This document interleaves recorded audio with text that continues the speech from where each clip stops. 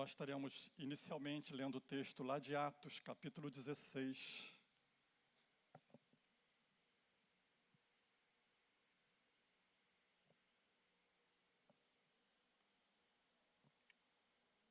Atos 16, a partir do verso 19.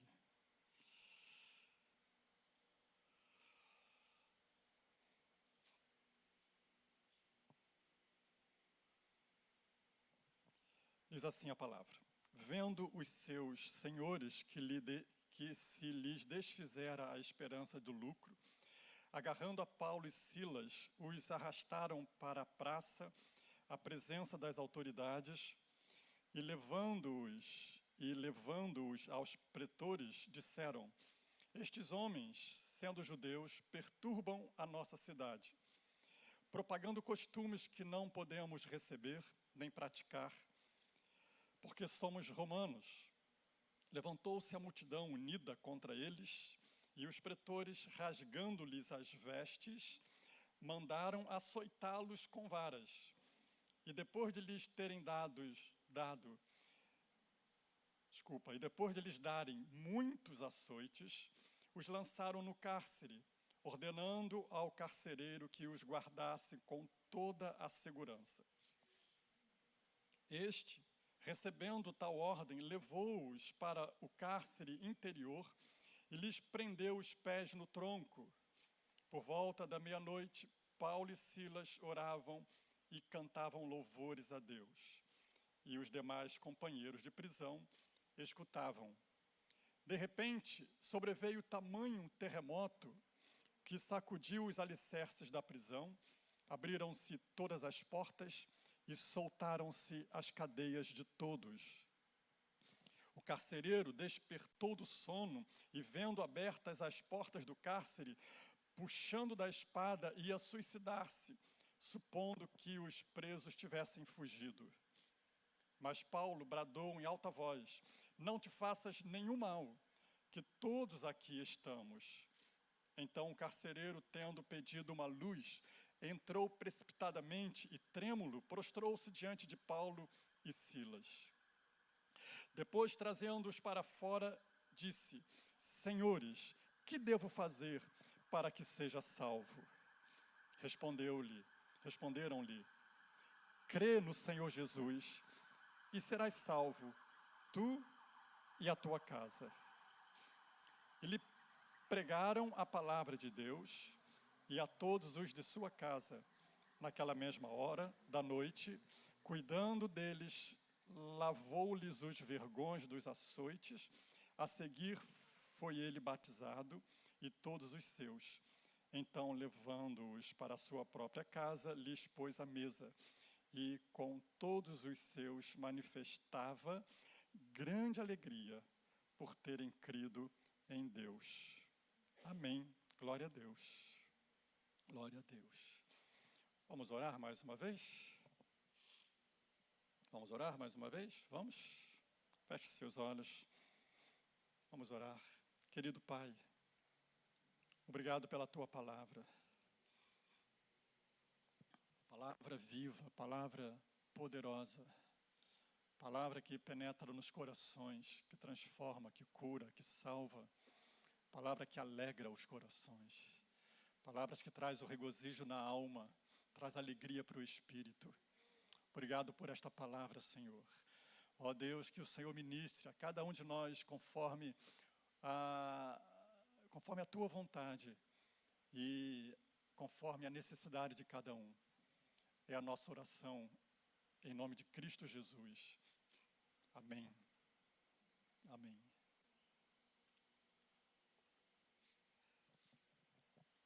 Irmãos, Paulo, Silas, Timóteo e Lucas estão numa empreitada missionária. Eles estão debaixo da direção de Deus, foram levados por Deus até uma cidade chamada Filipos, é onde eles estão. E ali Deus começou a trabalhar através da vida desses irmãos, alcançando vidas. caso de Lídia foi a primeira, alcançada com o evangelho da Boas Novas de salvação. E logo depois, ou um tempo depois, Deus usa aqueles irmãos, especialmente Paulo ali, para trazer a libertação de uma jovem possessa por espírito maligno, que nós consideramos esse texto da libertação desta jovem na semana passada. Naquela ocasião, dissemos que havia um certo questionamento, por que Paulo demorou tanto agir na libertação daquela jovem. E nós não vamos entrar aqui nessas questões, mas possivelmente Paulo já estava, de alguma forma, Deus já estava mostrando a Paulo, de alguma forma, de que haveria dificuldade, haveria uma reação espiritual à ação do Evangelho em libertar aquela jovem possessa por espíritos malignos. E não foi diferente. Porque aquela jovem foi libertada pelo poder do Evangelho, e ela era, em certo sentido, a fonte de lucro, porque ela era escrava de alguns homens daquela cidade, e por ser possessa por espíritos malignos, ela enganava as pessoas, promovendo uma espécie de adivinhações ali, dentro daquele contexto daquela cidade, e isso era a fonte de lucro dos seus senhores. E uma vez aquela mulher, aquela jovem sendo libertada, aqueles homens não gostaram nada, né? Não gostaram nadinha. E promoveram uma grande perseguição, a primeira perseguição entre os gentios, partindo dos gentios para com os missionários, para Paulo, especialmente Paulo. E diz o texto que eles, por se virem agora privados da sua fonte de lucro, agarraram Paulo e Silas e os arrastaram para a praça, na presença das autoridades, e os acusaram de estarem promovendo ali costumes que os romanos não poderiam cumprir, o que, na verdade, era uma falsa acusação, uma vez que Paulo não estava, nem Paulo nem os demais estavam promovendo nenhum costume judaico, eles não estavam ali promovendo os costumes judaicos, ao contrário, eles estavam anunciando um evangelho que nada tinha a ver com os costumes judaicos, mas, por uma acusação falsa, as autoridades daquela cidade creram na mentira e espancaram Paulo e Silas. Timóteo e Lucas parece que não estão nesse momento aqui, não sabemos o motivo, talvez porque Lucas era grego e Timóteo também tinha ascendência grega também, o pai dele era grego, talvez tenha se livrado aí desse momento aí, não sei se era isso ou não, o texto bíblico não nos afirma, mas o fato é que eles agarraram Paulo e Silas, açoitaram-nos com muitos açoites, no meio da praça, depois de lhes rasgarem as roupas, e os lançaram na prisão, injustamente. Na prisão, as autoridades dão uma orientação para o carcereiro, para que lhe seja guardada com toda a segurança. E diz o texto, então, que o carcereiro levou eles para o interior, para a prisão interior, e lá amarrou os pés de Paulo e Silas num tronco. Alguns comentaristas apontam de que esse tronco era preso na parede e possivelmente eles ficavam com os pés amarrados para cima, presos na parede e esticados para ainda acentuar a dor dali do prisioneiro. Ou seja, não era nada, nem de sombra, uma posição confortável. Pior, depois de ter sido açoitados em praça pública, debaixo da acusação falsas, numa situação quase que desumana naquela prisão. E o que nos surpreende, o que nos chama a atenção, é que Paulo e Silas, nessas condições, em uma situação absolutamente adversa, nenhum motivo para um sorriso que se quer, um alento sequer. Mas diz o texto que à meia-noite,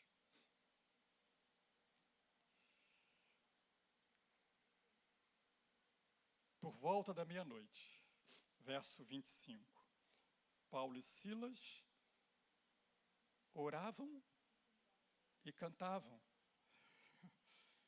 Cantavam louvores. Você consegue imaginar essa cena? Consegue imaginar esse momento? Os apóstolos, Paulo e Silas ali, esvaindo em sangue, suas roupas rasgadas, talvez com dores profundas, certamente com dores profundas, porque a vara a que se refere aqui não era uma varinha, eram chicotes romanos, que possuíam pontas de ferro, que ao bater no corpo estraçalhava a carne. Então a coisa era mais do que um açoite, era uma tortura. E naquelas condições, Paulo e Silas oram, diz o texto que eles oravam, a ideia de continuidade, e cantavam louvores. Oravam e cantavam louvores. Eu não sei quanto a mim, irmão, mas se nesse momento eu estaria dizendo, Deus, por que isso aconteceu? Será que o Senhor não está me vendo? Será que o Senhor não está percebendo o que fizeram comigo? E eu estava a teu serviço. Talvez se fosse eu, tivesse dito isso. Senhor, eu estava fazendo a tua vontade, Senhor. E isso agora me acontece, o Senhor não está me vendo? Será que o Senhor não percebe o que fizeram comigo? Será que o Senhor me abandonou? Por que isso está acontecendo? Eu tenho procurado ser obediente à tua visão, eu tenho procurado ser obediente ao chamado, tenho procurado ser obediente à tua direção, e olha no que deu. Eu não sei quanto a você,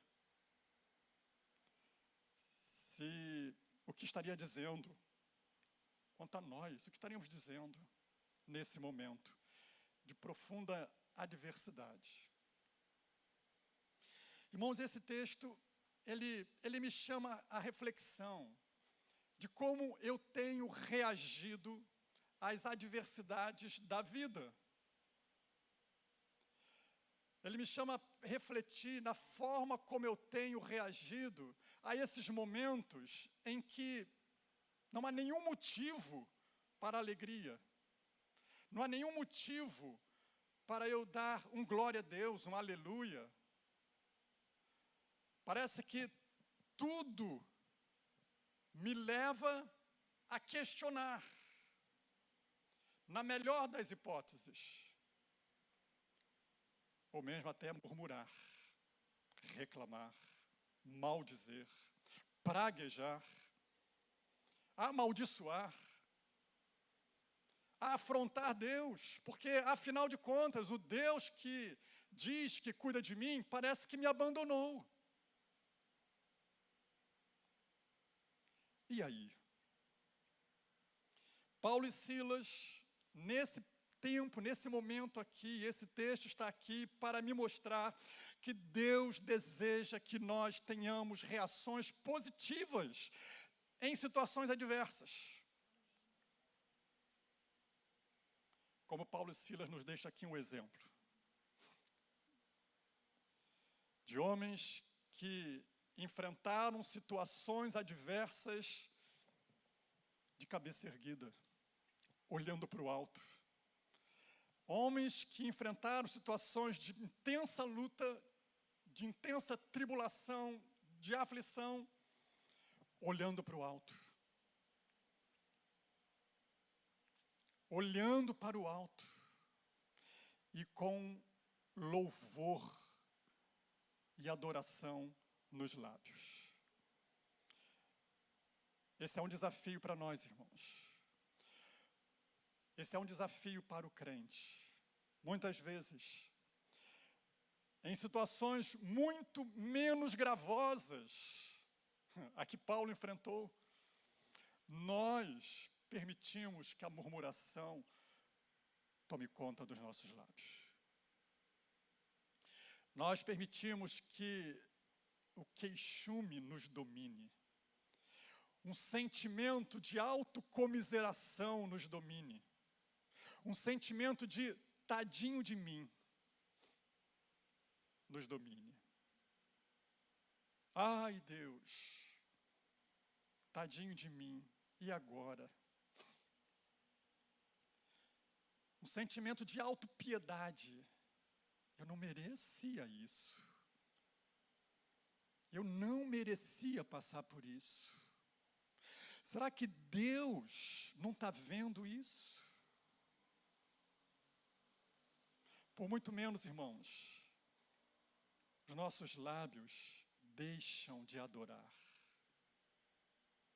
Por muito menos, nosso coração se enche de amargura. Mas Deus nos chama esta noite a termos uma reação positiva diante da adversidade. O Evangelho não é uma imunidade às dificuldades.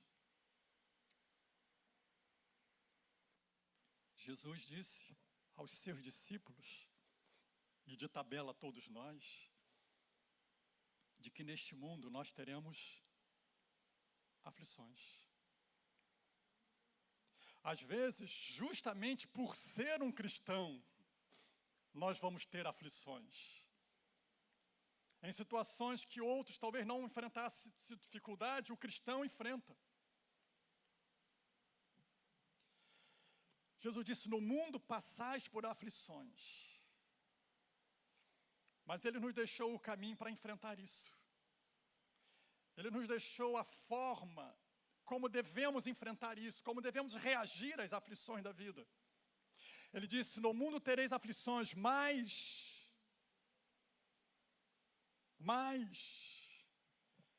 tende bom ânimo. O mais aí é o que muda, o curso. Vocês vão ter aflições, vocês vão ter luta, vocês vão enfrentar situações adversas, difíceis. A vida é assim, essa vida é assim. Mas tem de bom ânimo.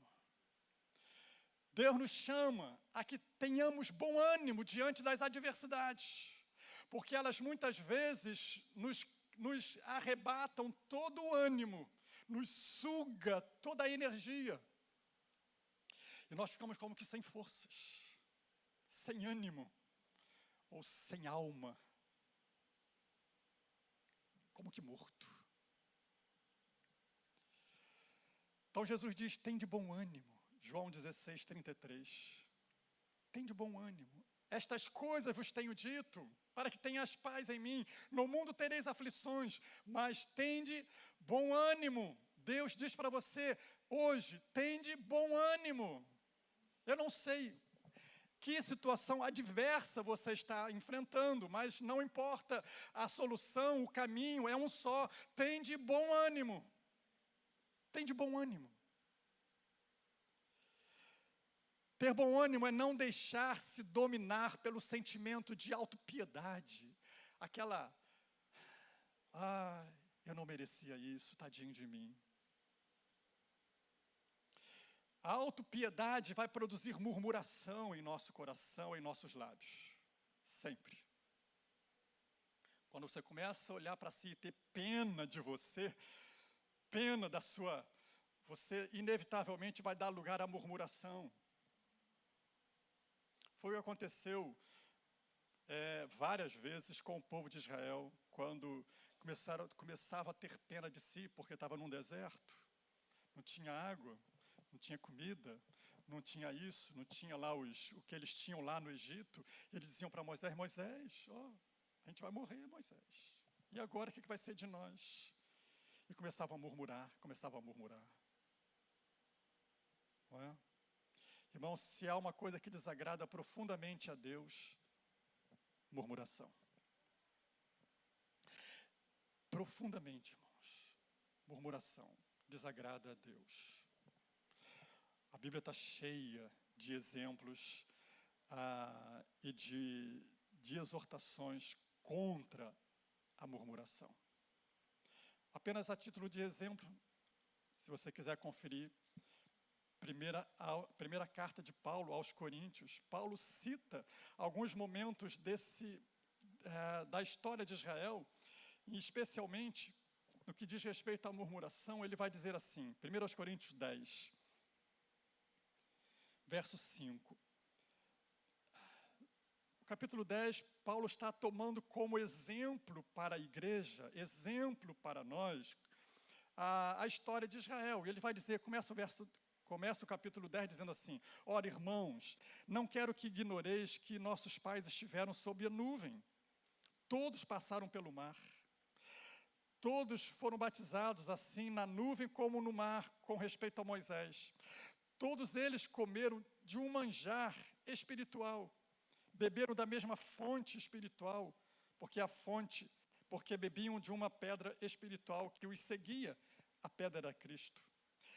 Entretanto, verso 5, entretanto, Deus não se agradou da maioria deles, razão porque ficaram prostrados no deserto. Por que Deus não se agradou da maioria deles? Paulo vai alencar alguns motivos aí, a partir do verso 5, mas um deles, eu chamo a atenção, é o verso 10. A murmuração.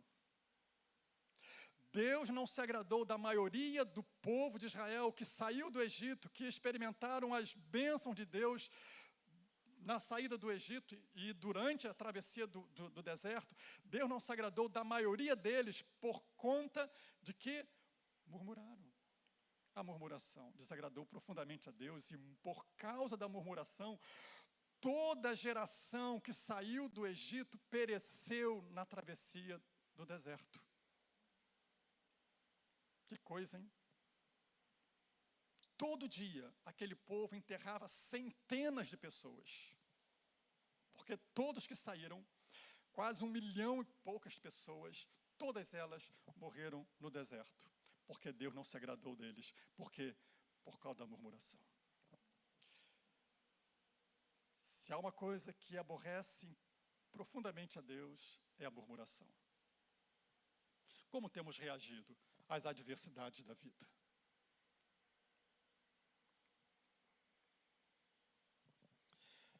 Ela desagrada a Deus, a murmuração desagrada a Deus. A murmuração produz mais desânimo em nós mesmos. Porque, quer ver, quando você não está bem emocionalmente, quando você está triste, abatido, e você começa a murmurar, você fica mais triste. Você fica mais, uma linguagem mais popular, mais para baixo. Você começa a reclamar, começa a murmurar, começa a lamentar, você fica pior ainda. Você piora.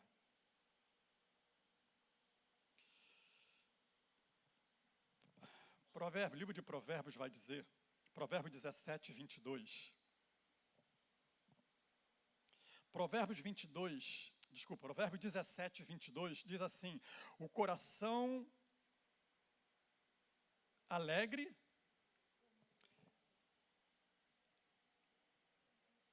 é bom remédio. O coração alegre é bom remédio. Ou seja, o coração alegre cura. Sim? O coração alegre cura. É saúde. No entanto, o espírito abatido faz secar os ossos.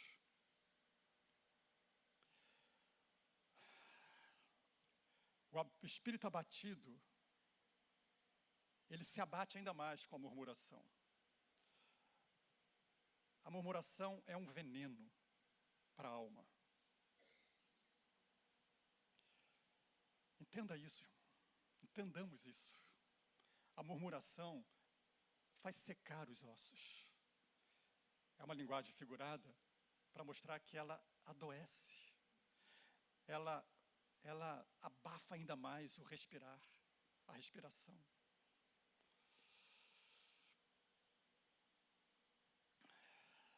Na contramão disso, Paulo vai nos dizer, em Filipenses 4:4, quando ele escreve aos Filipenses, capítulo 4, ele vai dizer: alegrai-vos no Senhor, alegrai-vos sempre no Senhor. Outra vez digo, alegrai-vos. Amém?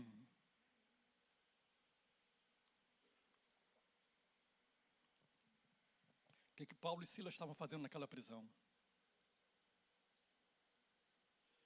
Se alegrando em Deus, louvando a Deus, orando, adorando a Deus. Saúde, vigor, força. Tudo isso estava se renovando em Paulo. Como temos reagido às adversidades da vida, irmãos? Alegrar-se em Deus, Paulo vai dizer, alegrai-vos sempre. O sempre aí aponta para toda e qualquer situação. Seja ela boa, festiva, seja numa festa, ou seja numa aflição, numa dor, numa perseguição, numa dificuldade, numa enfermidade, numa situação adversa. Alegrai-vos sempre no Senhor. E ele enfatiza, outra vez digo, alegrai-vos. Alegrar-se no Senhor é uma decisão que nós tomamos, não está atrelada a um sentimento. O sentimento, muitas vezes, pode ser um sentimento de abatimento, mas a reação a esse sentimento é uma decisão de se alegrar em Deus.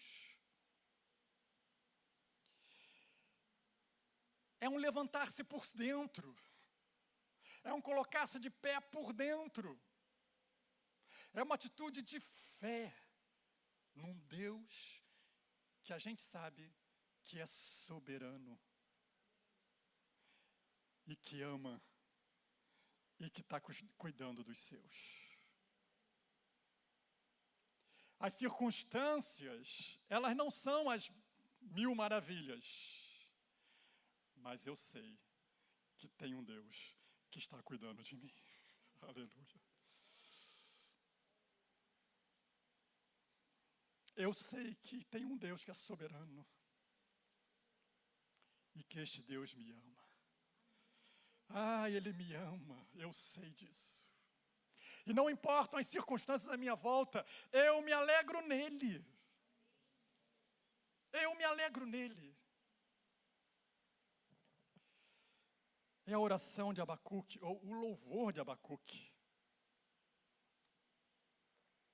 que nós cantamos hoje aqui.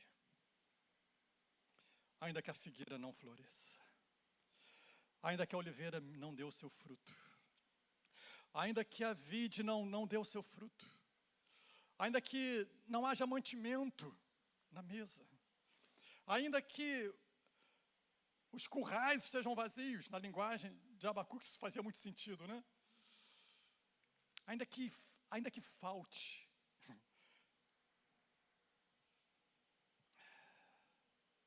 aquilo que me traria alegria,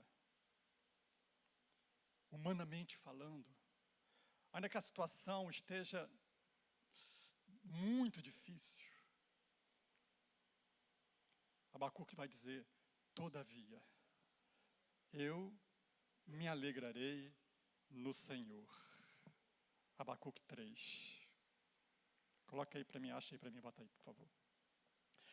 Todavia, eu me alegrarei no Senhor. É uma decisão. É uma decisão. Não é movida pelo sentimento, mas ela é o resultado da fé. Da fé. Você crê no que Deus é soberano? Sim? Você crê que há um Deus que ama você? Sim? Você crê que há um Deus que está cuidando dos seus filhos? Certamente.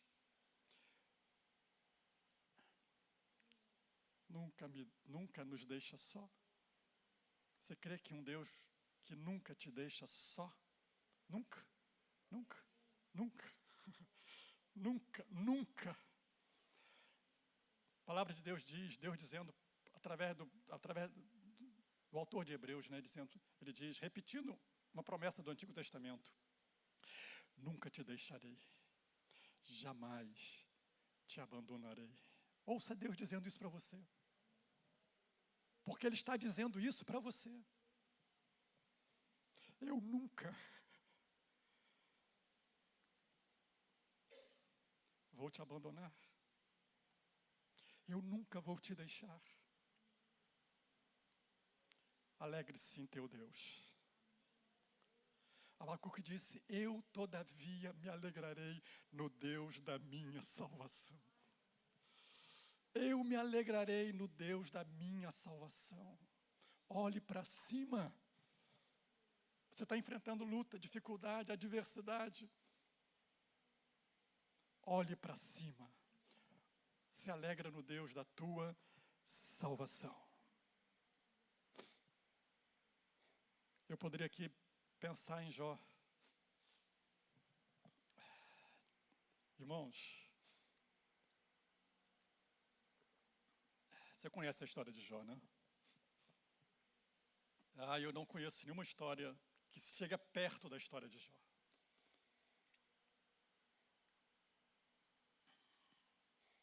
Mas Jó, no meio de toda aquela aflição, depois de todas aquelas péssimas notícias que ele vai recebendo uma atrás da outra, né?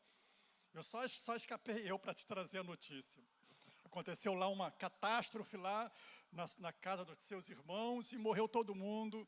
Aconteceu uma catástrofe lá no campo e morreu todos os animais. Só tragédia, só tragédia, só tragédia. E só sobra um para trazer a notícia. Porque tragédia sempre tem alguém para... Não é verdade? Tragédia sempre vai ter alguém para te chegar rápido para trazer a notícia para você, para falar da tragédia, para falar do infortúnio, para te botar mais para baixo ainda. Porque para falar de tragédia nós somos rápidos. Infelizmente. Se começarmos a permitir e a fazer com que nossos lábios falem mais das bênçãos que Deus é para o seu povo, estaríamos mais alegres em nosso coração. Mas Jó, naquela situação toda, ele vai dizer, o texto lá vai dizer, né, que ele se prostrou e adorou a Deus. No saí do ventre da minha mãe, não voltarei. Deus deu, Deus tomou.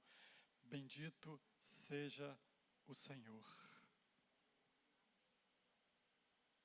Ele vai dizer mais para frente, eu sei que o meu Redentor vive. Era a esperança de Jó.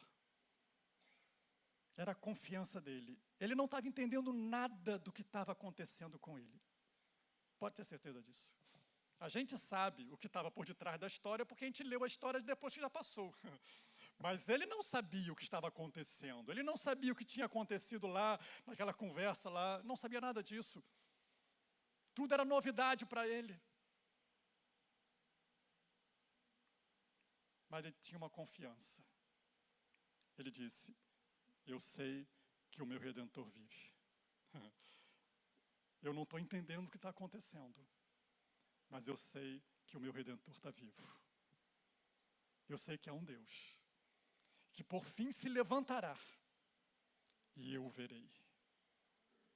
Fé, confiança no Deus que está conosco.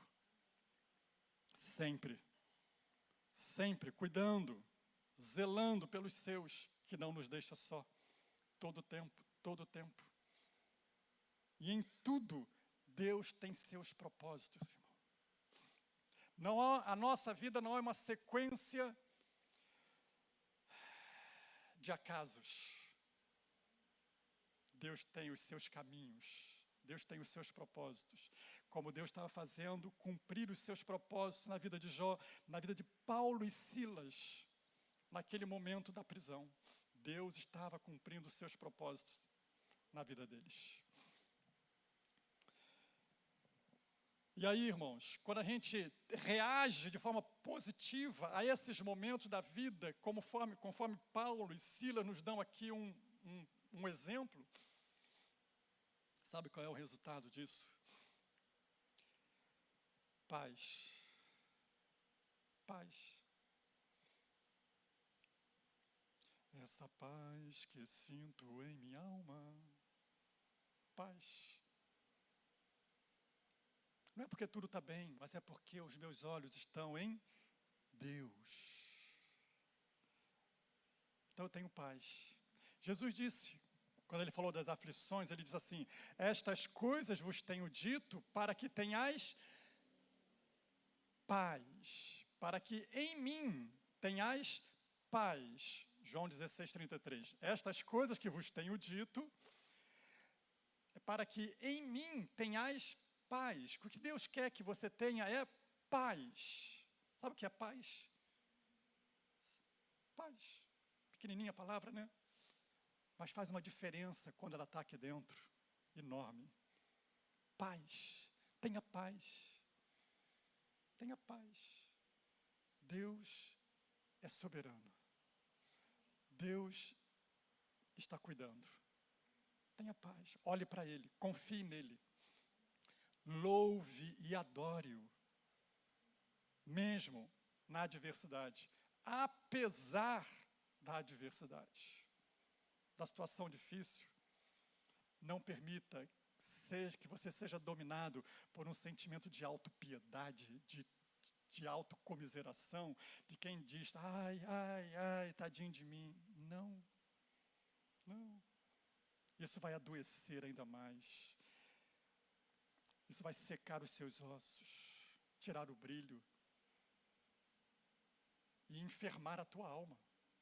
Quanta gente doente, em todos os sentidos, porque os lábios se encheram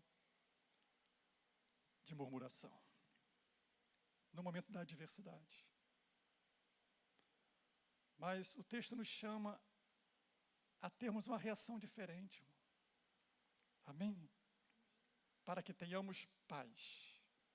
Paulo, quando fala em Filipenses 4:4, ele diz: alegrai-vos sempre no Senhor. No finalzinho desse pensamento de Paulo aí, no verso 7, ele vai dizer: e a paz de Deus, que excede todo entendimento, guardará a vossa mente e o vosso coração. Filipenses 4:7, se eu não me engano, acho que é isso. A paz. Deus quer que você saia daqui hoje com paz em seu coração. Paz. Fruto de quem confia e de quem o louva, de quem o adora, apesar de alguma situação difícil que você possa estar enfrentando e que não é privilégio seu, todos nós enfrentamos. Porque no mundo vamos ter aflições. Mas eu preciso ter bom ânimo, eu preciso me colocar em pé por dentro. E quando eu falo isso, quando eu penso nisso, irmão, me faz lembrar um brinquedo de infância que eu tinha. Agora eu vou Vou contar mais um segredo. Semana passada eu contei um segredo para vocês, né? Da minha infância, vou contar mais um. Eu tinha um brinquedo de infância. Se chamava, você já deve ter ouvido falar desse brinquedo, não sei se com esse nome, mas ele se chamava João Teimoso. Quem é, quem é que brincou com o João Teimoso? Conhece o João Teimoso? O João Teimoso era um boneco, né? Inflável, mas ele tinha um peso embaixo, né? E que a gente empurrava ele e ele, bum, voltava, né? Empurrava ele e ele, bum, voltava. E eu me divertia com aquilo, né? Porque era o brinquedo da gente, né? Não tinha celular naquele tempo. Então era o João Teimoso que a gente brincava. Mas esse fato me lembra uma história de que uma criança perguntou ao pai, que tinha um brinquedo desse, e perguntou ao pai, já irritado com aquele João Teimoso, que nunca ele conseguia derrubar. Nunca ele conseguia derrubar, sempre que dava um murro no boneco, o boneco ia lá embaixo, daqui a pouco ele voltava. E irritado, a criança diz, pai, por que esse boneco eu não consigo derrubar ele? E a resposta do pai foi simples, mas muito sábia. Ele disse, porque ele se levanta por dentro. Sabe, irmãos, às vezes a vida tenta sim nos derrubar. Muitas vezes ela vai tentar nos derrubar. Mas quando você se levanta por dentro, você consegue ter uma surpresa maravilhosa. A paz. Deus da paz. Segundo lugar, irmãos, esse texto me chama também a aprender que a adoração é a atitude que move a mão de Deus. Preste atenção nisso. A adoração é uma atitude que move a mão de Deus nas circunstâncias que nós enfrentamos. Paulo e Silas estão orando, estão louvando a Deus, estão ali reagindo completamente diferente ao que normalmente as pessoas agiriam. E diz o verso 26, de repente sobreveio tamanho terremoto que sacudiu os alicerces da prisão, abriram-se todas as portas e soltaram-se as cadeias de todos. Eu posso afirmar que a oração, e a adoração, é a alavanca que faz Deus mover as circunstâncias à nossa volta.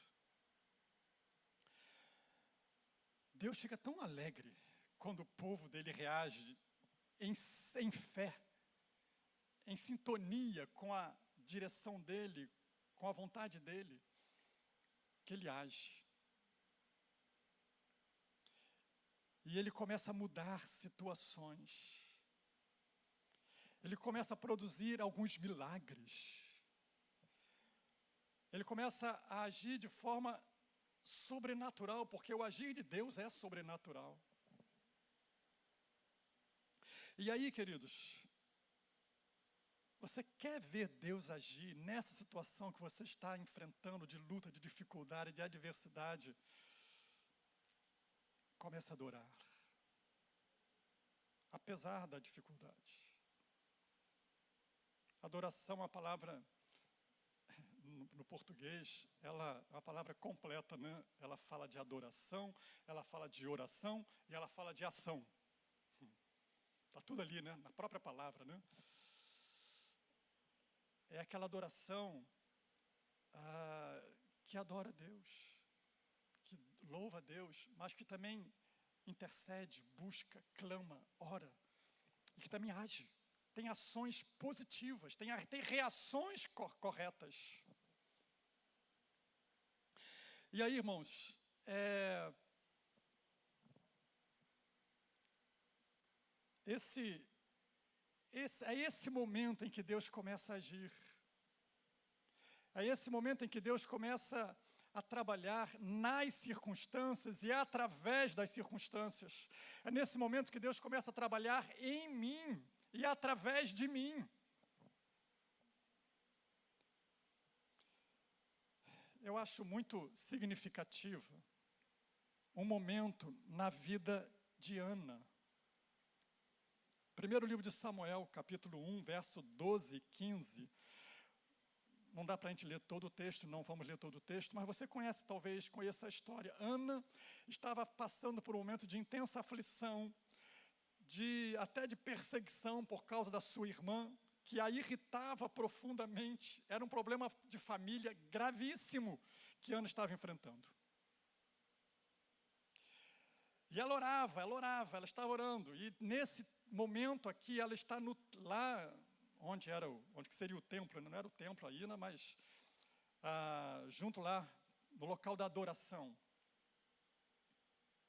E o verso 12 vai dizer assim: demorando-se ela no orar, perante o Senhor, passou Eli a observá-la, o movimento dos lábios. Porque Ana só no coração falava, seus lábios se moviam, porém não se lhe ouvia voz nenhuma. Por isso Eli a teve por embriagada, o sacerdote. E lhe disse: até quando estarás tu embriagada? Aparta-te este vinho. Porém Ana respondeu: não, Senhor meu, eu sou mulher atribulada de espírito, não bebi nem vinho, nem bebida forte, porém venho derramando a minha alma perante o Senhor. Eu queria que você grifasse essa expressão que Ana fala aí, né? Essa colocação de Ana: venho derramando a minha alma perante o Senhor. Em outras palavras, eu venho abrindo meu coração diante de Deus, eu venho adorando a Deus, eu venho clamando a Deus, eu venho expressando a minha adoração a Deus nesse momento de profunda aflição, dificuldade, de coração triste, de coração para baixo mesmo, mas eu estou reagindo não como manda o coração, mas como a fé me chama a reagir, clamando a Deus. E aí o sacerdote Eli vai dizer para ela: não tenhas. Então lhe respondeu Eli: vai-te em paz. Vai-te em paz. E o Deus de Israel te conceda a petição que lhe fizeste. E o verso 15, então, verso 18 vai dizer: e disse ela: ache a tua serva mercê diante de ti. Assim a mulher se foi seu caminho e comeu, e o seu semblante já não era triste. A primeira ação de Deus nesses momentos é aqui dentro. É aqui dentro. A circunstância às vezes está na mesma situação, nada mudou, mas aqui dentro mudou. Aqui dentro agora tem paz. Aqui dentro a calmaria, a confiança, a segurança, a paz. À minha volta, tudo igual. Luta, problema, dificuldade, mas agora a minha alma tem paz. Essa é o primeiro agir de Deus que a adoração produz. Aqui dentro, paz. O coração muda, o rosto muda, há um sorriso de confiança. Já não é mais aquele rosto fechado, trancado, angustiado, mas agora é aquele texto de provérbio, né? O coração alegre fica até mais bonito, não é? Fica até mais bonito. Então o crente que adora fica até mais bonito, irmão. Amém?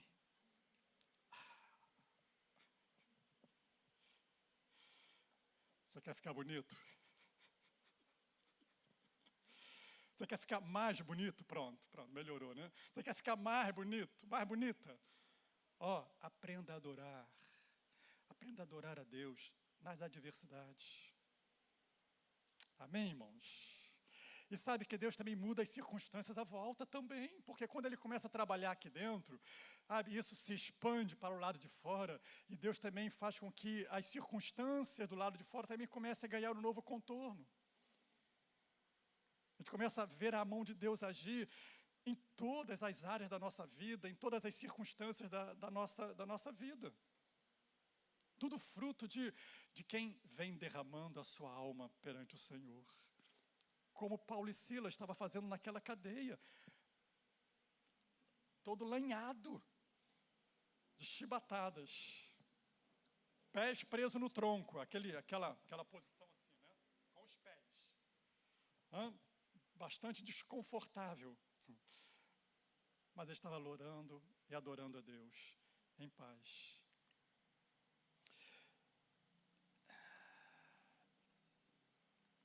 E sabe qual é o resultado da adoração? Alegria no coração. Alegria. Todavia eu me alegrarei no Senhor. Regozijo, vitória. Deus tem vitória para você, pode ter certeza disso. Deus, e isso não é um jargão não, irmão, por favor. Eu não sou de ficar falando jargão. Palavras de efeito, não, mas isso é realidade. É verdade bíblica. Deus quer que você tenha uma vida de vitória. O caminho, Ele nos dá. O caminho das pedras, Ele nos dá. Reaja, comece a reagir diferente nesse momento que você está enfrentando, que você está permitindo que a murmuração encha sua boca. Arranca isso da sua boca e coloca louvor e adoração a Deus. Você vai começar a ver a diferença em você e a diferença à sua volta. Em terceiro lugar, para a gente fechar aqui, voltando lá para Atos, a gente percebe, irmãos, que Deus tem sempre um propósito maior em cada situação adversa que nós atravessamos.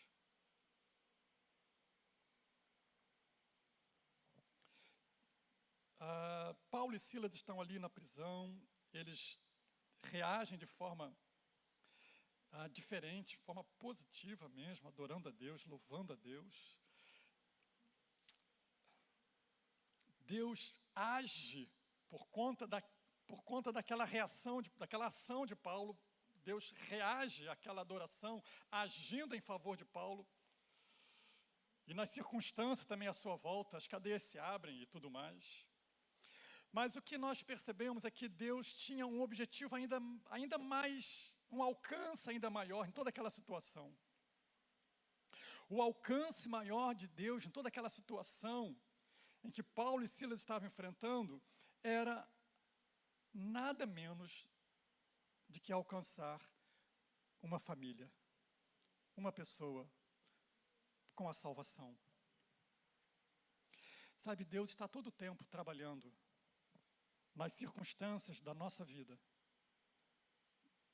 Bem, para Ele fazer em nós a obra que Ele quer fazer, mas também para que através de nós e através das circunstâncias que nós enfrentamos, e muitas vezes até especialmente das situações adversas, para que nos tornemos instrumentos dEle para levar a salvação àqueles que estão clamando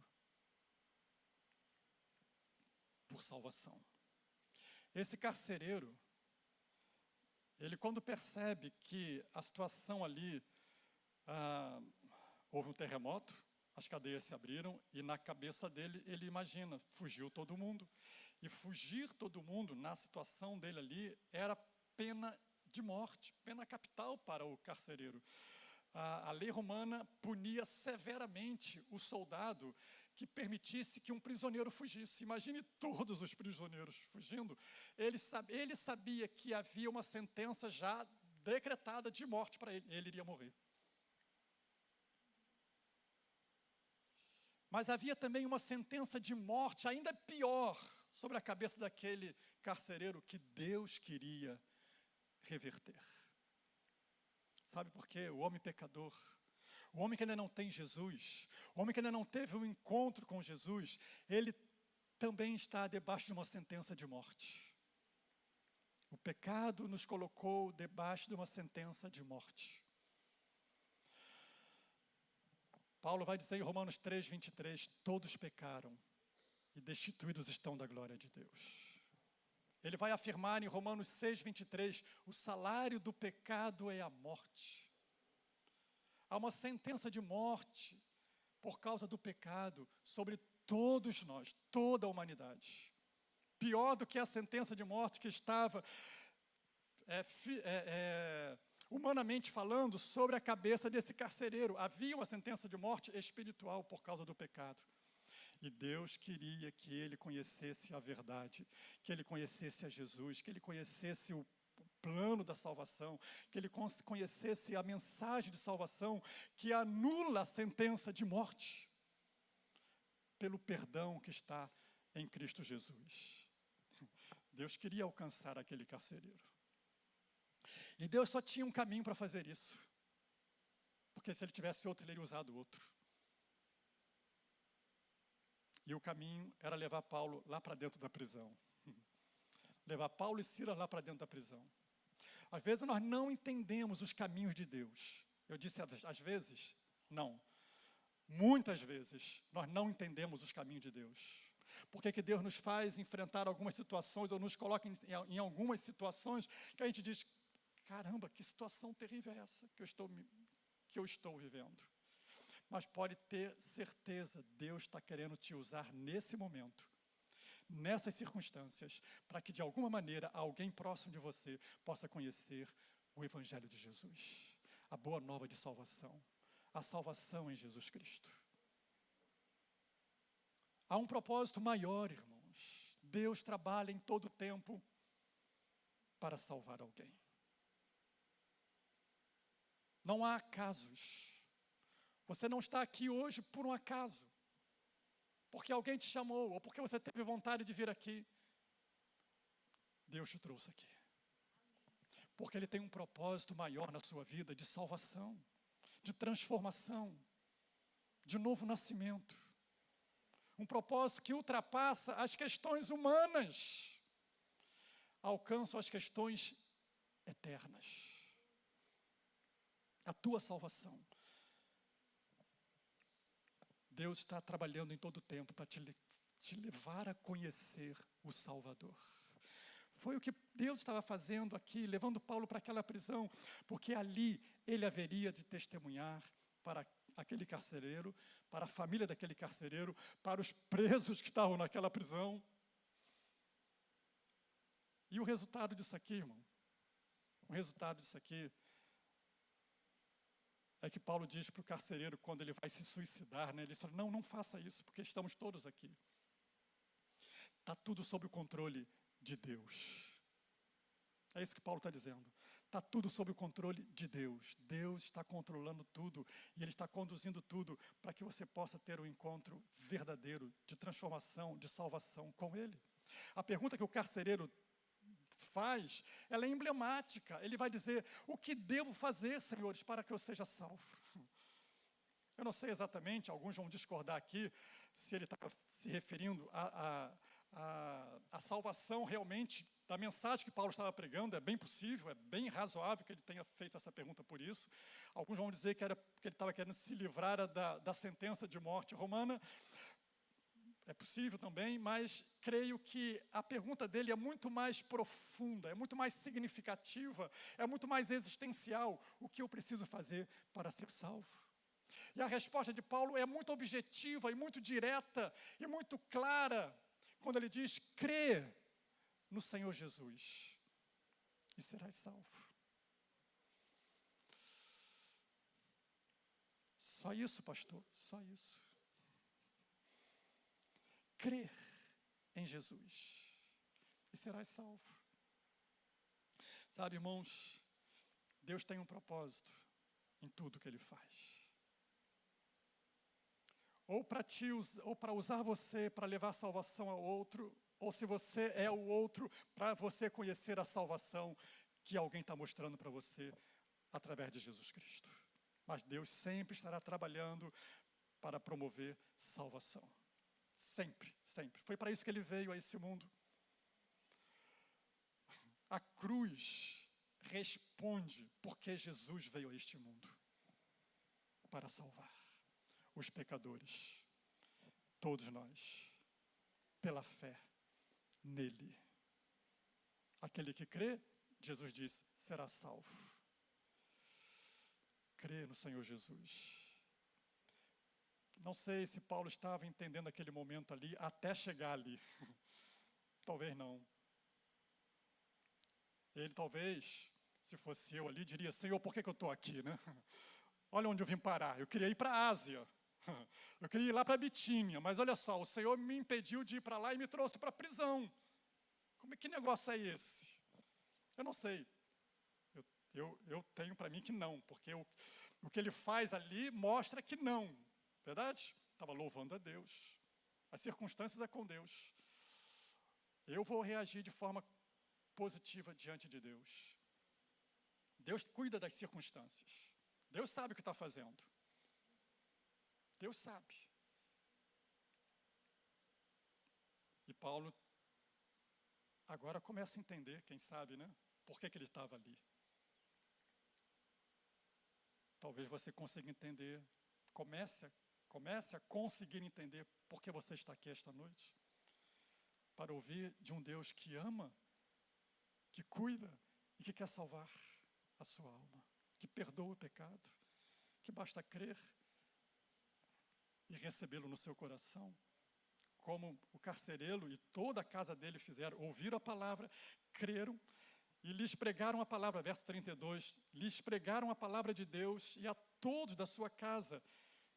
E é bem possível que aqui a todos da sua casa estejam também incluídos os servos da casa e possivelmente até aqueles que estavam ali presos.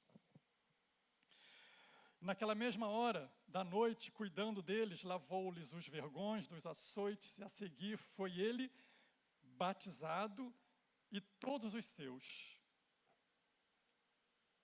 Então, levando-os para a sua própria casa, lhes pôs a mesa e com todos os seus manifestava grande alegria por ter crido em Deus.